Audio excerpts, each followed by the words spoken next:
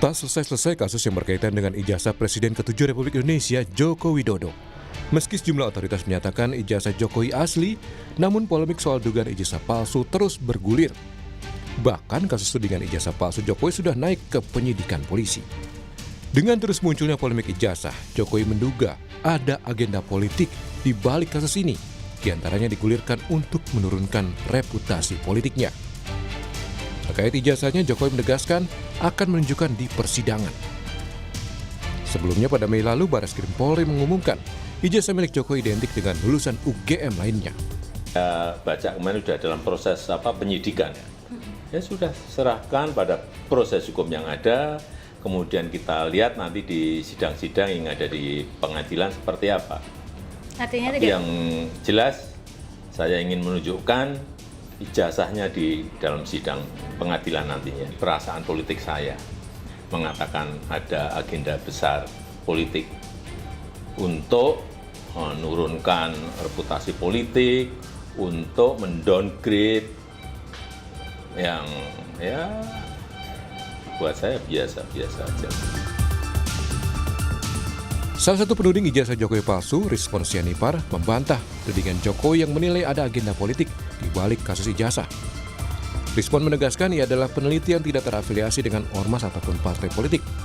Rizwan bilang tudingan yang dilontarkan kelompoknya soal ijazah Jokowi berbasis fakta dan dikaji secara ilmiah. Ya, nggak ada kaitannya dengan apapun. Ini kan murni kajian ilmiah yang diduga berita yang dituduhkan kepada kami menjadi berita bohong. Padahal ini kan cuma ilmu dasar dalam image dan video processing. Ini kan ilmu dasar bahwa mahasiswa semester 5, semester 6 pun sanggup menganalisa ini, ya, bahwa dengan font identification itu font Times New Roman di lembar pengesahan skripsi. Dan dari bundle dari yang didapatkan Bu Tifa pun sekarang terkonfirmasi bahwa teknologi pada lembar pengesahan skripsi tahun 1985 itu mesin ketik.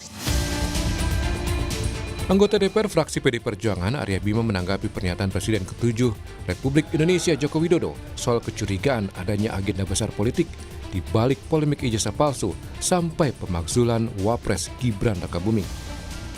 Arya bilang seorang negarawan sudah seharusnya terbiasa diterpa isu. Arya menyoroti sikap Jokowi yang kerap menyampaikan hal bersifat personal ke publik.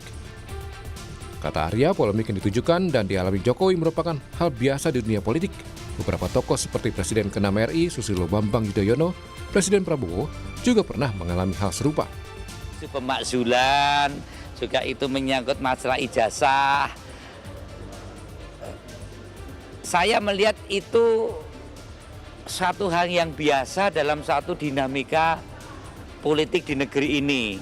Juga dirasakan oleh PDI Perjuangan, oleh Pak Prabowo, oleh Pak SBY, oleh Pak Erlangga, kan semua merasakan itu. Dan toh juga tidak disampaikan ke publik. Keluarga Jokowi memang diterpa sejumlah polemik. Tak hanya ijazah Jokowi yang sudah muncul bertahun-tahun, tapi juga surat tuntutan pemakzulan putranya Gibran Rakabuming yang sudah sampai ke MPR. Tim Liputan, Kompas TV.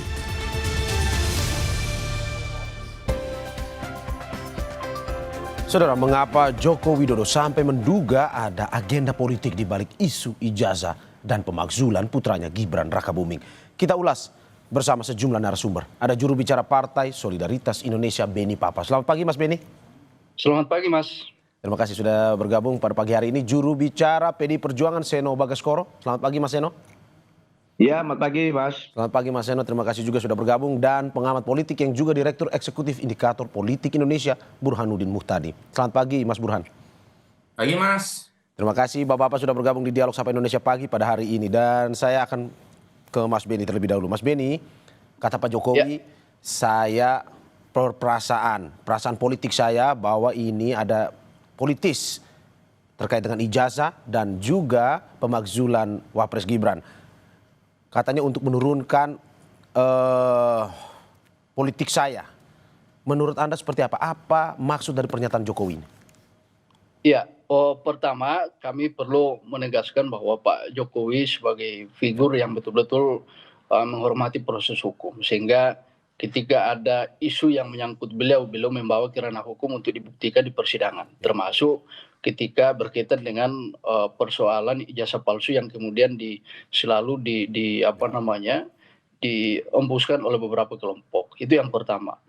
Yang kedua, statement Pak Jokowi menjawab media terkait dengan isu ijazah palsu. Saya kira Pak Jokowi sebagai presiden 2 periode dan sebagai tokoh politik tentu kan memiliki feeling politik tertentu ketika melihat fenomena yang ada.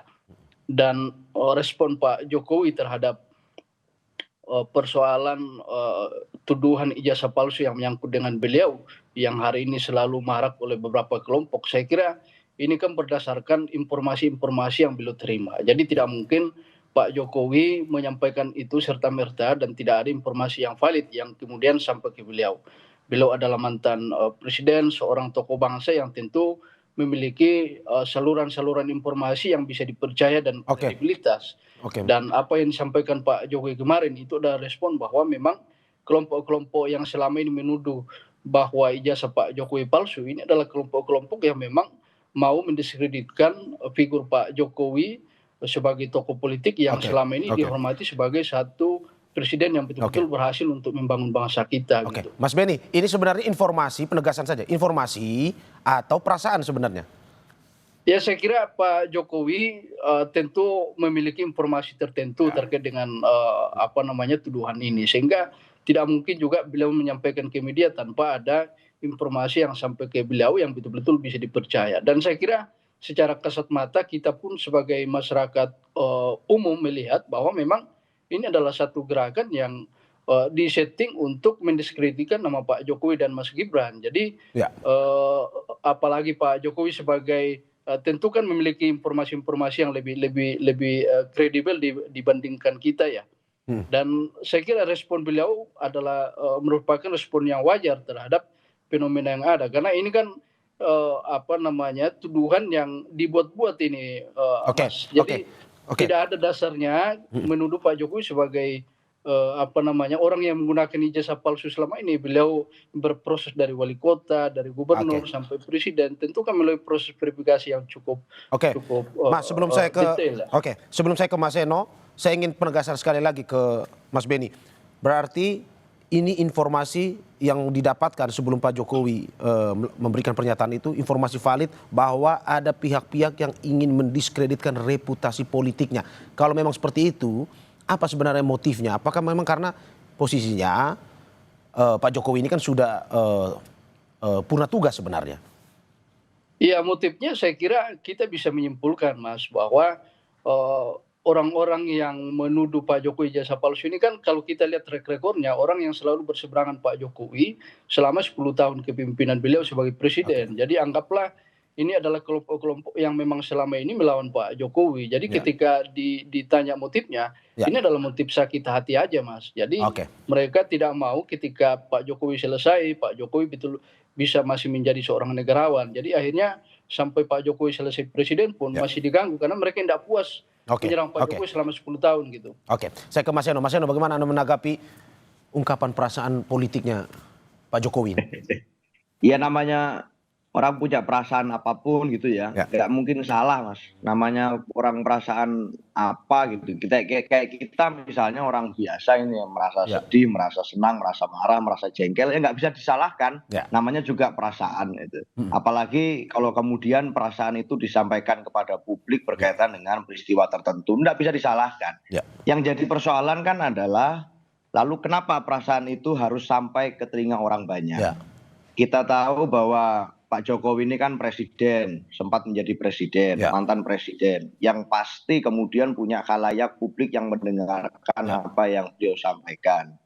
Kalau memang kasus ini sebegitu mengganggu beliau, sebetulnya kan banyak cara-cara praktis yang lebih cepat untuk menyelesaikan persoalan ini. Tapi dengan menyampaikan suatu kecurigaan bahwa ini jangan-jangan ada motif tersembunyi, ada kemudian agenda besar, ada kemudian motif politik besar di belakang situasi hari ini yang menerpa beliau gitu ya. Ini kalau menurut saya bukan malah menyelesaikan persoalan, malah justru akan membawa diskursus publik ke dalam diskusi yang lebih panjang. Ya. Jadi masalah percakapan ini tidak akan makin selesai, makin surut, tapi justru malah akan kontraproduktif dengan tujuannya, gitu, dengan beliau menyampaikan perasaan tersebut. Jadi kalau saya sih, saya merasa namanya seorang tokoh politik, Pak Jokowi ini kan tokoh politik, politisi yang kemudian berasal dari keluarga politik. Sekarang keluarga beliau ini keluarga politik. Ya. Beliau mantan presiden selama lebih dari 20 tahun menggunakan atau menerima manfaat dari partai politik menjabat di dalam jabatan publik. Kemudian putra beliau yang satu adalah wakil presiden aktif, yang satu adalah ketua umum partai politik, maka beliau adalah politisi di dalam keluarga politik. Nah, di dalam spektrum dan situasi politik, saya rasa kan bukan hal yang aneh dan hal yang baru kalau kemudian para politisi ini menerima isu-isu politik. Nah, kalau kemudian serangan politik ini dikomodifikasi gitu ya, kemudian direspon terus-menerus gitu ya. Saya selama mempelajari komunikasi politik, mempelajari ilmu politik selama ini, yang saya tangkap malah justru isu itu tidak semakin kecil, tapi akan malah semakin diperbesar. Gitu. Nah, oleh karena itu tentu kalau memang prinsipnya adalah ingin menyelesaikan masalah ini, dengan menyampaikan yang disampaikan oleh beliau kemarin bahwa ada motif konspirasi besar, agenda besar di balik situasi ini, malah justru tidak mengecilkan masalah, malah akan membuat kompas seperti hari ini kita malah ngomongin tentang ini, orang malah akan berasumsi tentang ini, sehingga saya rasa ini tidak menyelesaikan persoalan. Kalau memang tujuannya adalah menuntaskan diskusi dan gosip di tengah publik. Oke, tapi Mas Eno, tapi kan untuk politisi besar seperti yang kata Mas Arya Bima, tidak hanya Pak Jokowi, tetapi juga ada Ibu Mega bahkan, terus juga ada Pak Prabowo juga. Itu juga memang mendapatkan, ya kita bisa bilang mungkin serangan-serangan politik juga seperti ini. Menurut Anda, apakah ini salah disampaikan ke publik bahwa ya saya ada serangan dan ini ada orang-orang yang mendiskreditkan reputasi politik saya? Bukankah memang sebenarnya itu lumrah saja? Itu yang saya sampaikan tadi, bahwa nggak bisa disalahkan siapapun kemudian punya perasaan terganggu, punya perasaan seperti apa, nggak bisa disalahkan. Tetapi tentu di dalam komunikasi politik saya rasa menjadi penting kan untuk mempertimbangkan apa yang menjadi efek dan implikasi dari ungkapan perasaan seseorang. Apalagi beliau ini seorang politisi yang sudah sangat lama berkiprah di dalam dunia politik, pasti sudah punya hitung-hitungan dan kalkulasi. Jika menyampaikan A kepada publik, kira-kira responnya nanti akan seperti apa. Jika menyampaikan B akan seperti apa. Nah, di dalam isu ini kan rasa-rasanya kan percakapan ini terus muncul karena beliau menyampaikan terus nih perasaan-perasaan beliau ini berkaitan dengan isu ini. Nah, pemimpin lain, tokoh-tokoh politik lain apakah tidak mengalami situasi yang sama, diserang dari berbagai sisi gitu ya, meskipun tidak selalu adalah soal isu yang sama gitu. Tapi di berbagai situasi yang berbeda, konteks yang berbeda kan juga mengalami itu. Nah, tetapi saya rasa kalau kami di PDI Perjuangan, kita dibiasakan untuk kecenderungannya adalah kepada pelembagaan institusi. Sehingga setiap persoalan, setiap kemudian masalah yang datang kepada figur maupun kepada organisasi, diselesaikan dalam mekanisme institusi.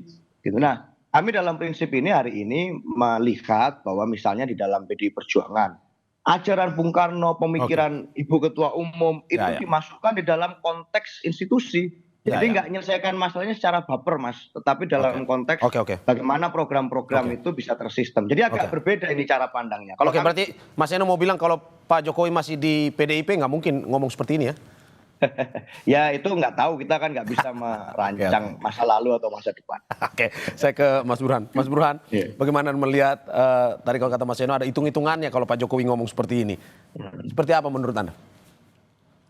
Ya, pertama saya setuju ya bahwa sebaiknya sebagai negarawan beliau membatasi untuk tidak bicara urusan politik praktis ke publik.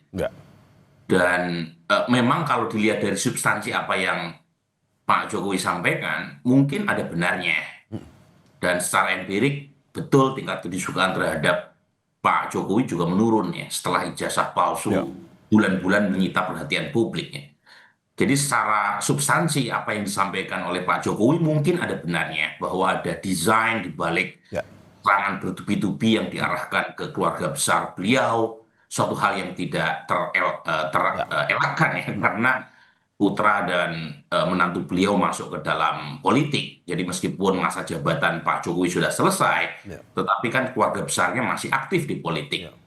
Tetapi ketika perasaan itu disampaikan ke publik, ya wajar kalau misalnya Mas Seno punya anggapan, ada maksud lain, kenapa itu harus disampaikan. Nah, ini sikap saya pribadi, pandangan saya pribadi, itu sebenarnya berharap seorang presiden yang pernah menempati orang nomor satu di Republik, setelah selesai, itu sebaiknya beyond dari urusan day-to-day politik. Menjadi seorang negarawan yang bukan lagi memikirkan pemilu 5 tahun yang akan datang, tapi memikirkan apa warisan yang akan diberikan ke generasi berikutnya. Itu yang kita pelajari dari tradisi politik di Amerika.